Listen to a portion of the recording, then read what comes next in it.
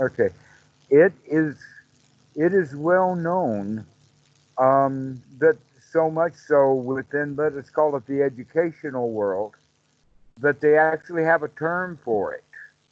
And the term that they have is the word attention span. Uh-huh. And basically, what that means is how long can the child stay focused on what we're doing? And generally, that's about 20 minutes for most people. So, um, practicing meditation for longer than that, especially if they jump from 20 minutes to 40 minutes, Mm-hmm. basically the student will spend a lot of time with the mind very tired. Mm-hmm. And when the mind is tired, that's one of the hindrances by itself. Ding dong, ring the bell. That's it. You're in hindrance, and which means all kinds of other hindrances can come up. So what we're talking about here is to make sure that we're spending shorter times, and we can think of it kind of like this in the sense of going to the gym. That a lot of people think that what they need to do is to pick up a really, really heavy weight. Or like the meditators, I've got to sit for a really, really long time. But there's a whole different way of practicing, and that is taking lighter weight dumbbells and barbells and repping many times over and over and over again. Okay, this is the actual right way of practicing anapanasati. Is to practice so that we get it going over and over and over Mm-hmm. again, because that builds up the muscles in a different kind of way. And Alrighty. one of the ways that it builds it up is for endurance. Mm-hmm. Okay, so uh, with that whole idea in mind, how we can then use that in our practices is to make sure we're not sitting so long. We're not trying to get the mind to the point of being tired because of all the heavy lifting. Mm-hmm. But yet, when the mind is actually not so tired, then at least we're free from that hindrance, and now we've got Okay. only the other hindrances to deal with. Mm-hmm. And so this is one of the reasons for breaking the practice up into shorter periods of time, Right. and yet the habit pattern that has been developed, and I think partly because of the Goenka method as well as that which is happening in Burma, is the Westerners have a idea that the longer they sit, the better, Mm-hmm. and that they Hmm. want to build up. Well, they can build up sitting a whole lot longer than they can build up staying alert and awake. Oh yeah. You can sit for an hour, but you can be attentive maybe just 10 minutes or so, and you're like, you wasted 50 minutes. Ah, or occasionally we'll wake up. Mm-hmm. But waking up once every 5 minutes or Mm-hmm. 10 minutes is when people have. Now, basically, the whole idea is if you're going to be practicing for that long period of time, is to say how many times throughout this time can I keep waking up? Mm-hmm. Or can I wake up to check the drowsiness? Which often they don't do, because a lot of students confuse going deep into meditation with just getting drowsy, and they don't know that they're, and so they have the feeling that they're in deep meditation. And so this is yet another reason, is to avoid that kind of delusional stuff, which brings on a lot of doubt. Mm-hmm. And Hmm. also, and so to deal with the hindrances better, it's better to deal with them more often throughout the day. And I really apologize if I haven't been hammering on this for you before, or if I have, then please enjoy the Yeah. repetition.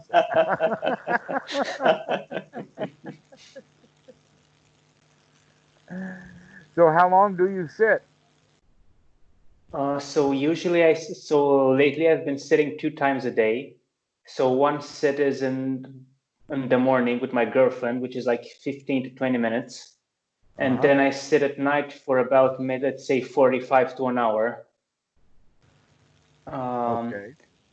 And I was actually thinking right now, I enjoyed sitting more.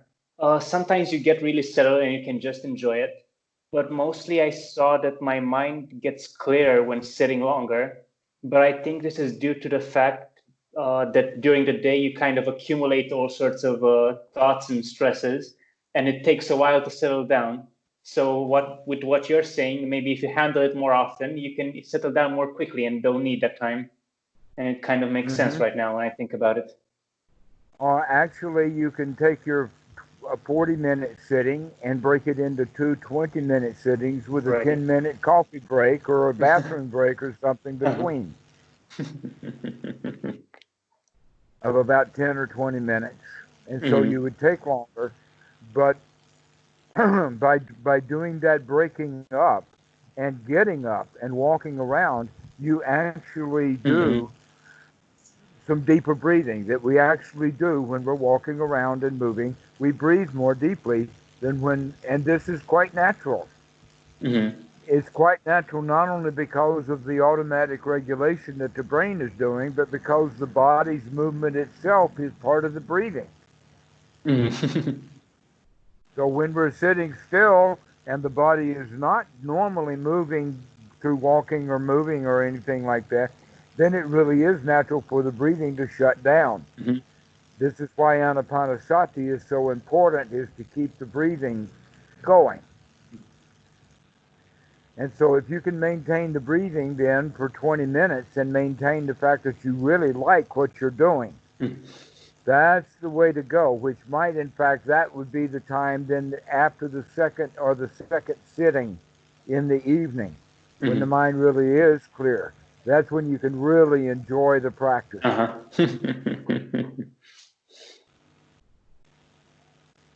And allow yourself to really get into that state. Now, let's go back and talk about that, because one of the things that I think that people have is they hold first jhana at a very, very high standard, because it can be taken to a very high place. But that first jhana is in fact a skill to be developed, because each and every one of the items that are associated with the first jhana are in fact known in anapanasati as skills to be developed. Yeah, he trains himself. Which means that we can bring ourselves into kind of, let us call it this way, a baby first jhana. And that baby first jhana is really, really great, but it's going to grow. As our sukha grows, as our satisfaction with a job well done grows.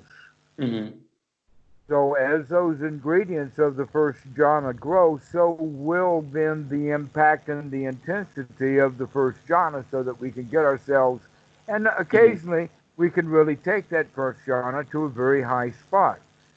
But we do not want to discount the fact that we can get the mind into the first jhana quite easily with some practice. Just to enjoy the moment. Just to relax and to sigh and say, wow, I don't have to think about that. Oftentimes when the mind comes up with something that's happened in the past, like an example of a laptop that's broken that needs to be fixed, right? And out. I'm not going to think about that old laptop right now. I do not need to think. I'm not about to go get it off the shelf. There's no reason for me to think about it. Or I might think about what we were doing, whoever the we's are, in a particular house or setting. And then I can recognize, no, I don't have to think about that place in North Carolina. I can throw that right out of my head and be here in this present moment. And so we begin to see the little subtle things as dukkha, because they keep us from being in the present moment. They don't have to be really big things.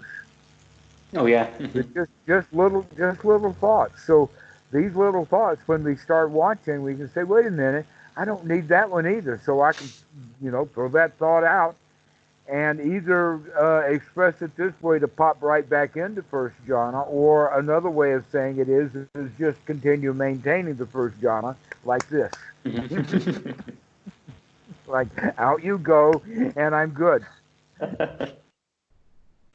And so this is the way that we learn to maintain it, is with a really, really easygoing attitude, because we're watching these thoughts to make sure that the wholesome thoughts are going to be there, so that we can maintain this sense of sedation, security, comfort, satisfaction, no place to go, no work to do, nothing needs to be done. This is such a nice, pleasant moment.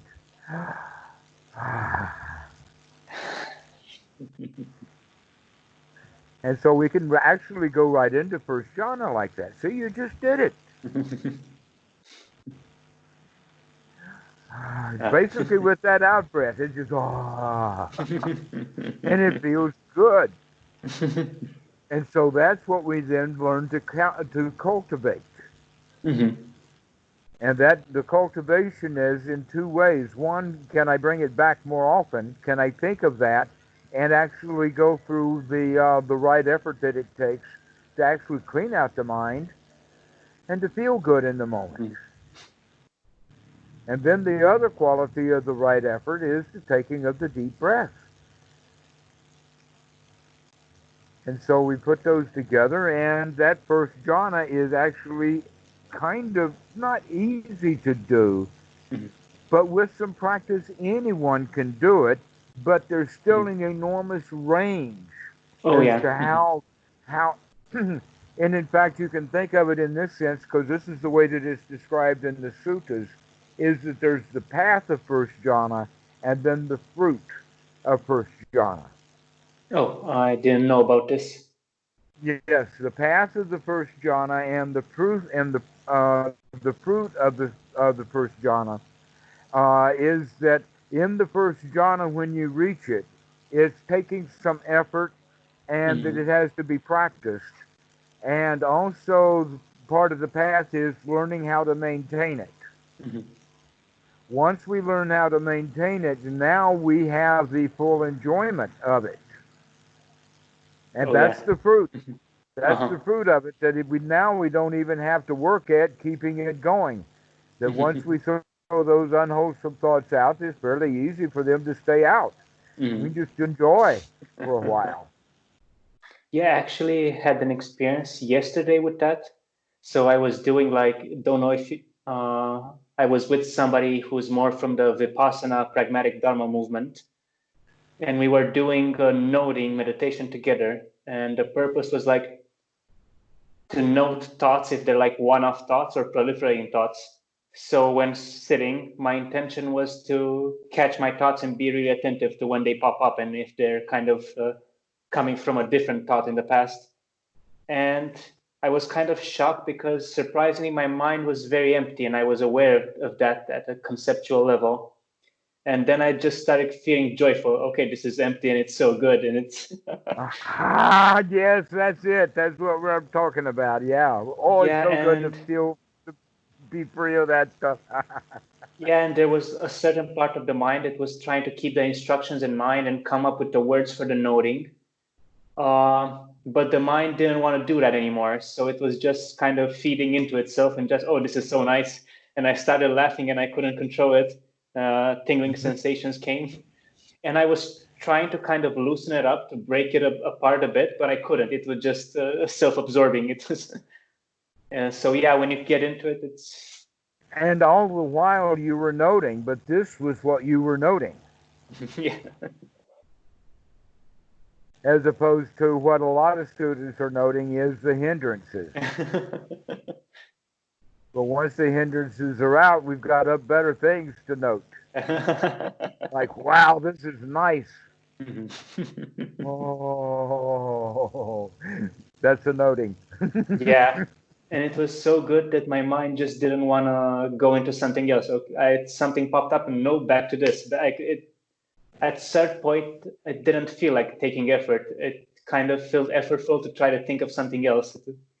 Almost spring-loaded, exactly. Yeah, because other intentions or thoughts felt slightly disturbing, even how light they were to this state.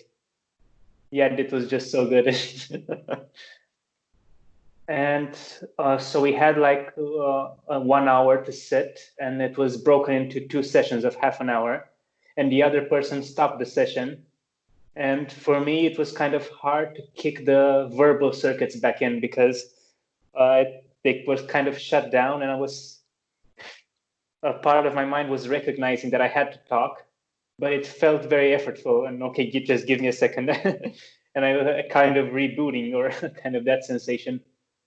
Okay. And it's interesting that I kind of popped into it spontaneously just by the acknowledgement. Oh, this is empty and it's good, and then okay, don't need to do anything else.